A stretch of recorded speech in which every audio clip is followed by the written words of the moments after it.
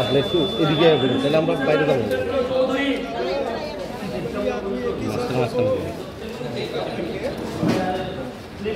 बैठा के रखो, अभी एक साथ हो जाएंगे।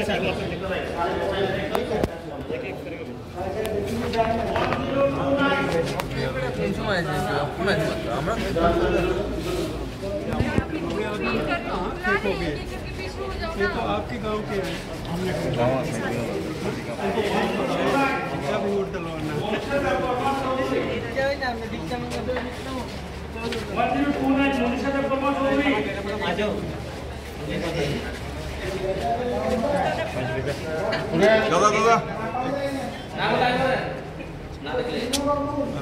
দাদা একটু হাতটা নামান আপনি এই কালারের বোতাম আছে, যেটাতে ভালো লাগে এটাতে দেন, ঠিক আছে? না দেখুন যেমন एक भेज के एक उसमें से भेज देना, इनको थोड़ा बैठा कर एक उसमें से भेज देना, थोड़ा बैठा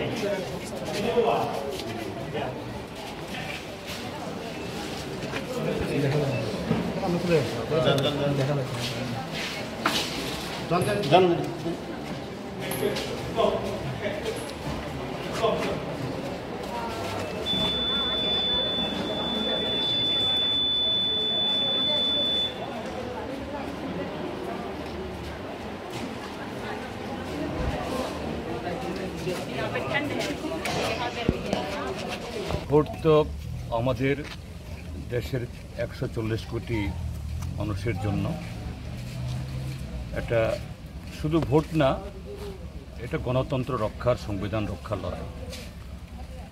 তো আমাদের রাজ্যে আজকে দ্বিতীয় পর্বের তথা আমাদের যে পূর্ব ত্রিপুরা আসনের ভোট শুরু হয়েছে। এখন অবধি আমার কাছে যা খবর যে বিশাল সংখ্যক ভোটার খুব সকাল সকাল থেকেই তারা ঘর থেকে নেমেছেন ভোট দেওয়ার জন্য।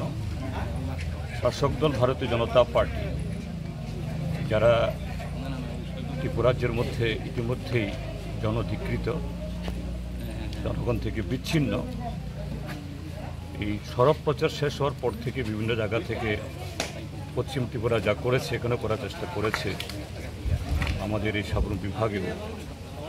কিন্তু এখন অবধি জনগণের যে উচ্ছ্বাস, জনগণের যে মেজাজ, এটাতে তারা খুব বেশি সেরকমভাবে পশ্চিম ত্রিপুরা যেমন করেছে এরকম করতে পারেনি বলে আমার কাছে খবর।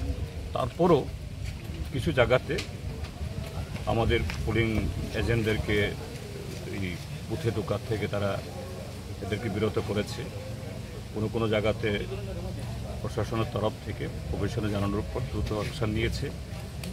এবং এও খবর যে শাসক দলে কিছু মন্ত্রী নেতা তারা বিভিন্নভাবে ঘুরছেন। আমাদের কাছে খবর আসা মাত্রই আমরা প্রশাসনের নজরে আমরা আনছি, কোন জায়গাতে ব্যবস্থা গ্রহণ করা হয়েছে। যাই হোক, দেখা যাচ্ছে যে লাইনে যেরকমভাবে ভিড়, এটা গণতন্ত্রের প্রতি যে মানুষের আস্থা। শাসক দল চায় যে মানুষ ভোট তাদের না দিক, তাদের হয়ে ছাপ্পা ভোট দিয়ে তারা সেরকমভাবে প্রতিনিধি নির্বাচিত করবে। হয়তোবা পূর্ব ত্রিপুরা আসনে এটা সম্ভব হবে না। আমি এখন অবধি যে খবর পাচ্ছি, বা আজকে আমি যে বুথে এখন ভোট দিলাম, গার্জাং হায়ার সেকেন্ডারি স্কুলের 8 নম্বর বুথে, তারই প্রতিফলন এখানে দেখছি। সেদিক থেকে আমি ত্রিপুরার যে ভোটারদেরকে, জনগণদেরকে, রাষ্ট্রীয় সচেতন মানুষকে আমি কুর্নিশ জানাবো, শেষ পর্যন্ত এটা রক্ষা করতে হবে। এখনও শেষ হয়নি, যুদ্ধ মাত্র শুরু হয়েছে, চলছে।